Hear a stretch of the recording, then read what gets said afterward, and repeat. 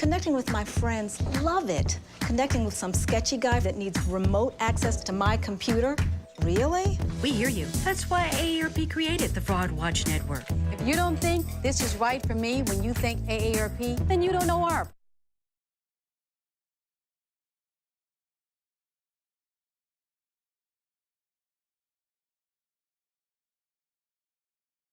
Can you tell how excited I am? What a privilege it is to welcome Governor John Bel Edwards to speak at our 11th annual summit. From our inception in 2006, the Center for Planning Excellence has been helping communities build smarter, you saw that all day today and yesterday, as we address shifting populations, crumbling infrastructure, blighted properties, transportation woes, and recovery after devastating hurricanes like Katrina, Rita, Gustav, Ike, and Isaac.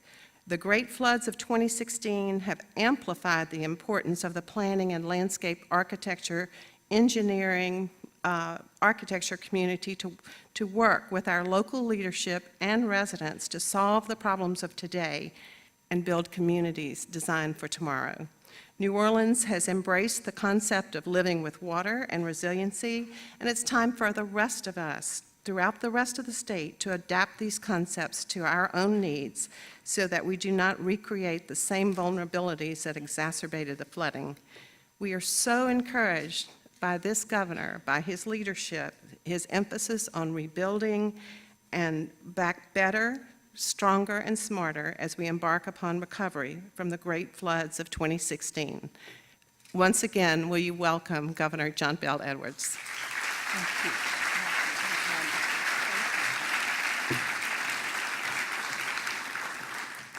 Thank you very much. It's a pleasure to be with you all this afternoon to talk about smart growth. And, you know, our growth does have to be smarter because unlike large metropolitan areas that they build up, we build horizontally. And a lot of the best land was taken a long time ago. And so we now have people who are creating businesses and locating their homes in areas that present particular challenges. And so we do have to grow smarter.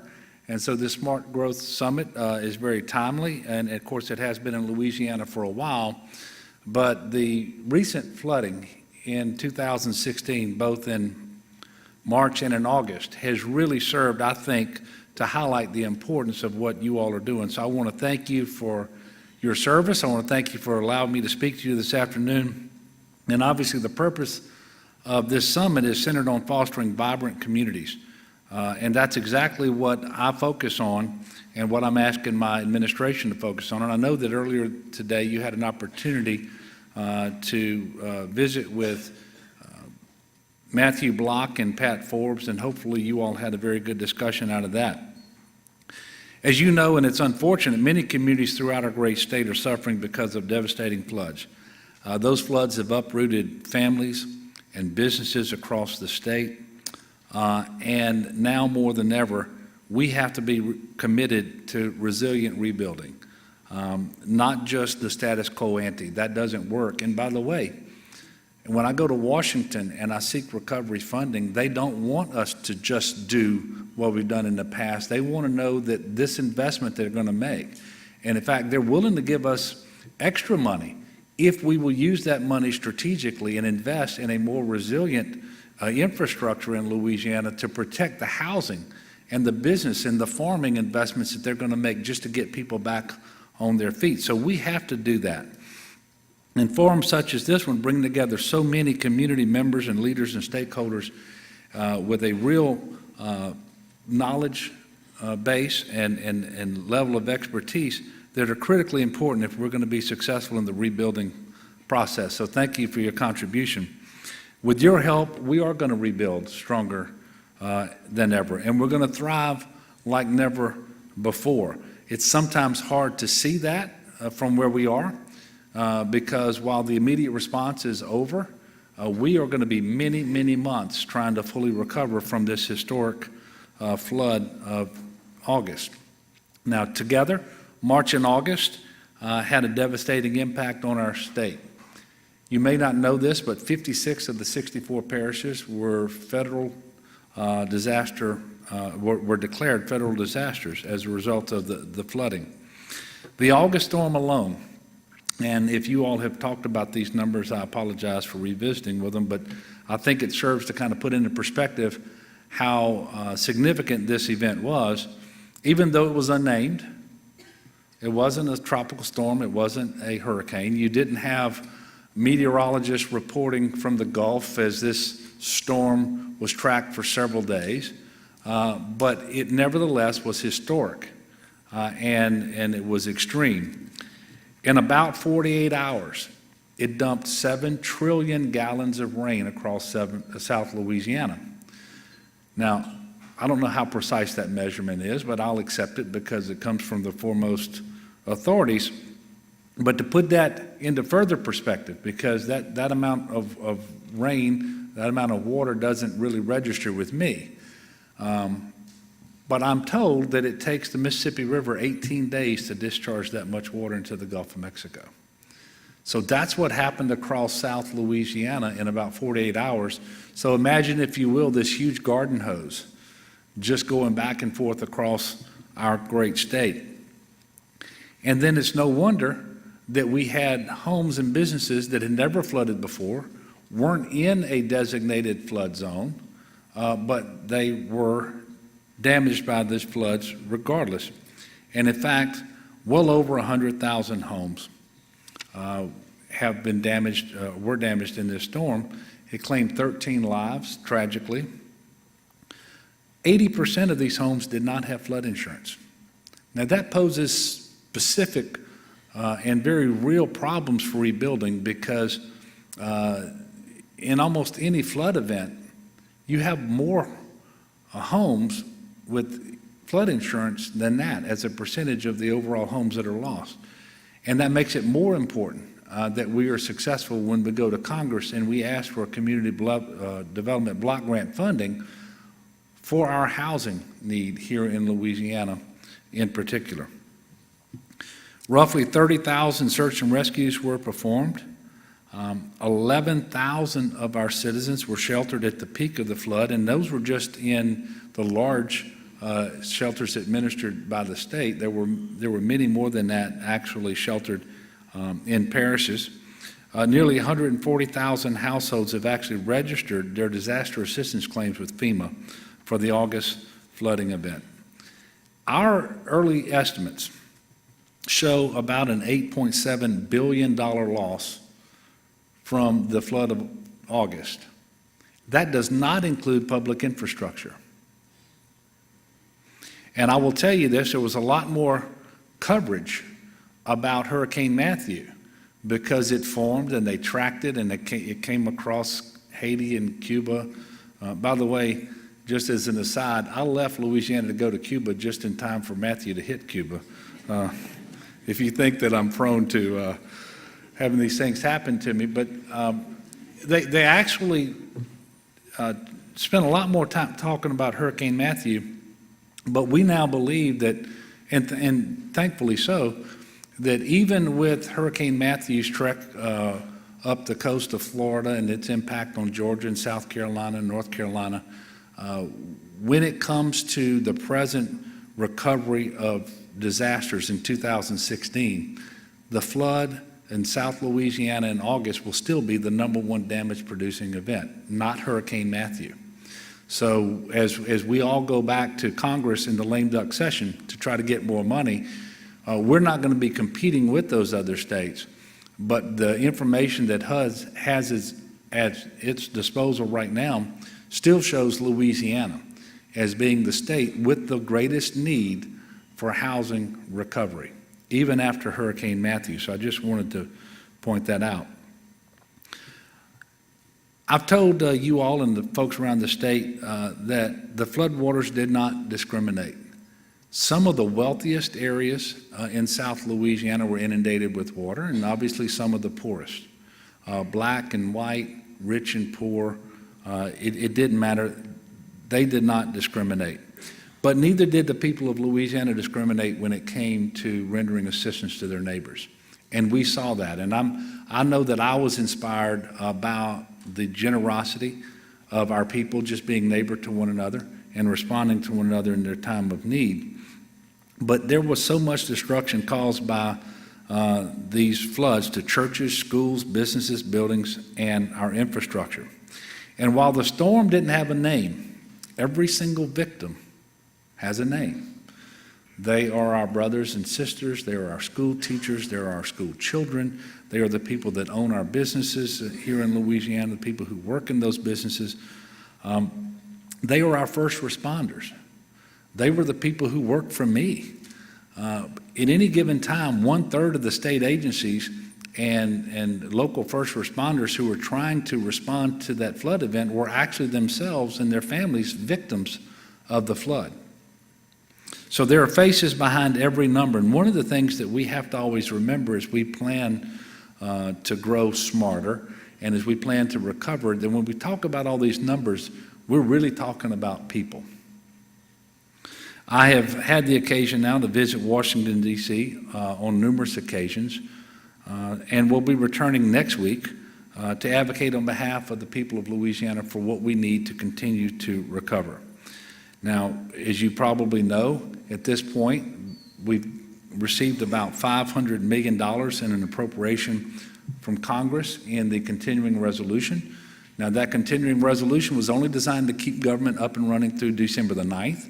So the decision was made that despite the $2.6 billion request that the President made for Congress in the CR for us in terms of community development block grant funding, we were allocated less than $500 million. But it was always characterized as a down payment, and that we would go back and get the remainder of what we need to recover, and that's what we are going to be about starting next week. And then the week after, congressional members, both in the House and the Senate, will reconverge on Washington. They've got a lot on their plates. They're going to be electing new leadership and trying to digest whatever happens in the elections next Tuesday. So I'm going to try to get ahead of the curve and go meet with the staffs on the House and Senate Appropriations Committees, both the majority and the minority staff, to make sure that they have the most up-to-date information as it relates to our state and the damage numbers, especially around the housing piece. And so we're grateful for the assistance that we've gotten. I want to tell you, it has been a joy to work with the President on this, with Sean Donovan at the Office of Management and Budget, with Secretary Castro at HUD, with the members of Congress, and with our Louisiana delegation, who have, to a person, all stepped up and worked extremely hard to educate people in Washington about the flood, because it didn't receive national attention. And the month of August, if you know, is a month-long recess for Congress. Those folks were all over the country, and really some had traveled all over the world. They knew that there was some sort of a rain event in Louisiana. They did not know how bad it was. There was an education process that had to take place. And I really credit the congressional delegation with working overtime to make sure that that happened. Now, as I told you, we've got a long way to go, and in fact, as we continue to get more information and to refine that information and to look at what our housing need is in particular, we have actually sent a letter to the President asking for more community development block grant funding than he originally asked Congress for. And we know that we can justify the numbers, and we certainly don't want to be bashful about asking. And I look forward to going up there and working with Congress, working with the administration, so that we do get additional funding. Now, that additional funding isn't just a community development block grant piece, which in itself is going to increase by, I think the increase was about $700 million on that. But we also have social service block grant funding needs, because we have a lot of mental illness, a lot of depression around this. We have we have a spike in things like child abuse, believe it or not, after a flood like this. We have more substance abuse than before. So we have a social service block grant piece that we're asking for. We want some emergency transportation dollars that are available when this happens. Unfortunately, there's a backlog around the country right now. If you look over the past couple of years, there have been a number of emergencies where states are entitled by law to certain funding, but it hasn't been funded, and now we're at the tail end of that backlog. And so for us to get about $45 million worth of transportation funding, the Congress is going to have to appropriate about $750 million to clear out that backlog. The good news is, after other large disasters, that is exactly what they've done. They did it after Katrina, they did it after Sandy. Now with our storm and with Matthew, hopefully Congress will do it one more time and we will get that funding. And then we're also asking for specific money for projects with the Corps of Engineers, principally the Comite River Diversion project, that can be finished over the next couple of years. And right now it's about $125 million that we are asking for. Now, we've also created the Restore Louisiana Task Force to make recommendations on a bold and innovative approach to our state's rebuilding efforts, to do exactly what you all are talking about today, to grow and to grow in a smart way. And they are focused on a number of areas, including housing and redevelopment, economic and workforce development, education, health care, fiscal stability, family services, agriculture, and infrastructure and transportation. And I want to take just a moment to speak a little bit about that last area, infrastructure. Emergency response is a critical component of every state agency mission. And this administration, my administration, is embracing innovation, smart policy, and sustainable solutions. For example, in the recent floods, we employed aqua dams to get interstates open, to keep them open, but also to protect critical infrastructure like Women's Hospital that has the largest NICU in the state of Louisiana. And we came within a hair of having to evacuate that hospital. Now think how medically fragile those infants are, and the ability to keep them in place in that NICU was incredibly important, and we were able to deploy aqua dams in order to make that happen. One of the ways we're looking to the future is by entering a major design build contract that connects I-10 from Highland to Seguin with a 3-lane structure instead of the 2-lane structure that is there today. But as part of the competition for this job, the state's looking to mitigate the intrusion of water onto the interstate to prevent us from having to close that stretch of interstate in the future. And in fact, we want to not have to close interstate anywhere. Since I've been governor, we've had to close every major interstate in the state of Louisiana. Y'all think about that. Every single one of them, most of them more than once. So this disrupts our mobility, but it also has a tremendous impact on interstate commerce, but it also hampers emergency response, because at the very moment we're closing interstates, we're trying to move people to shelters. They need to get out of harm's way. We need to be able to move supplies and so forth. And the other thing is, of the 13 people who were killed in Louisiana in this storm, a good share of them were killed in their cars because they didn't know how deep the water was. And so if we can keep floodwaters off of our roadways, we're all the better off for it. Additionally, the Department of Transportation is making the right decisions with respect to rebuilding our damaged infrastructure. We had 2 bridges that will require extensive closures, and the cost to repair the bridges, believe it or not, was almost exactly the same as the cost to replace them. But the replacement period would take them a little bit outside the window of qualifying for the emergency funding that was available otherwise through the federal Department of Transportation. But we were able to work with our federal partners and get them to understand that the better investment of the dollars was in a replacement.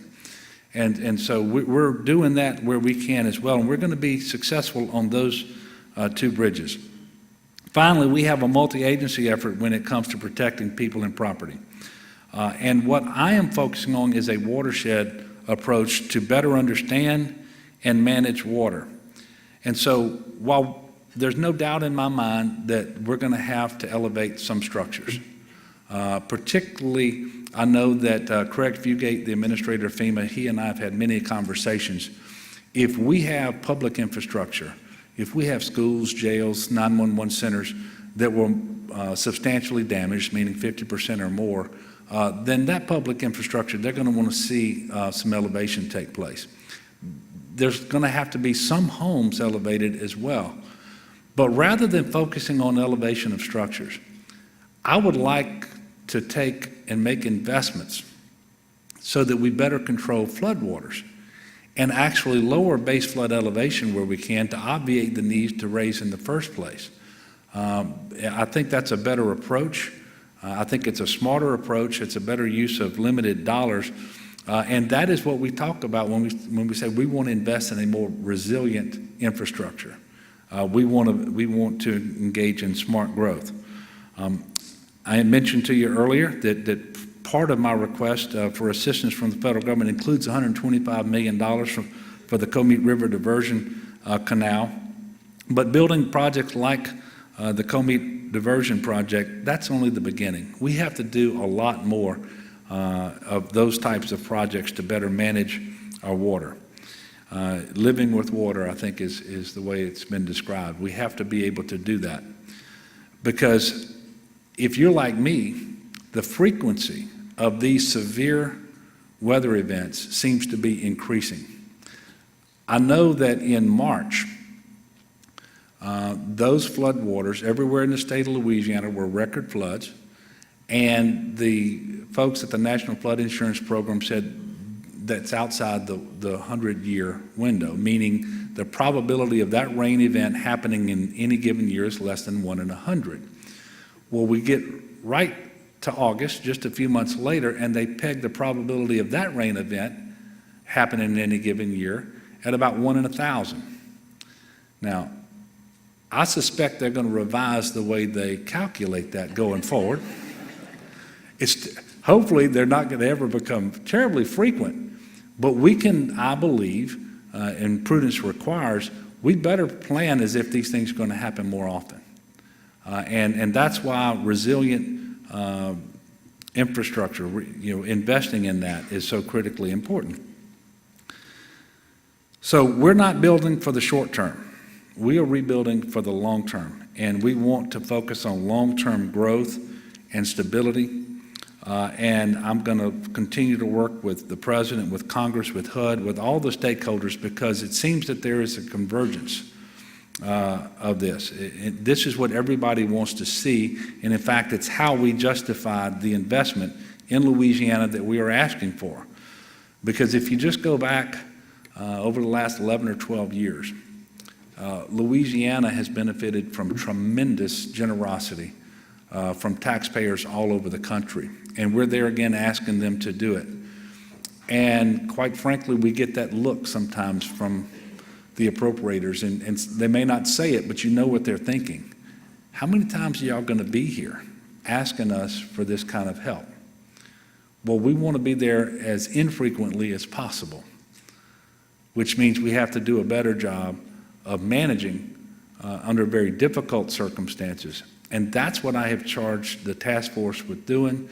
That's what I'm asking you all to help with, because we have something special in Louisiana. We have a history, a culture, all our own. We have a way of life that maybe they don't understand it and appreciate it outside of our state, but we surely do here. And we need to protect that.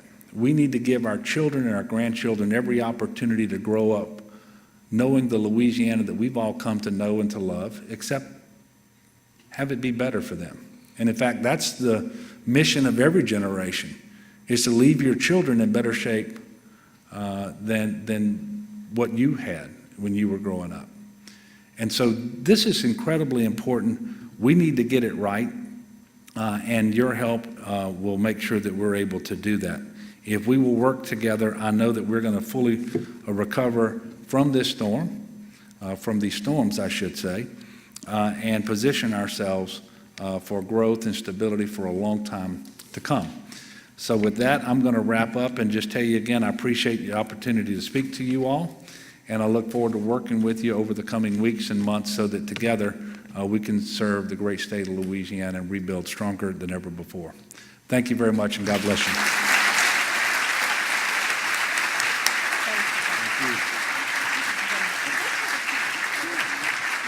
Thank you. Thank you. Thank you, guys. That's wonderful. Thank you. So, can we take a quick picture?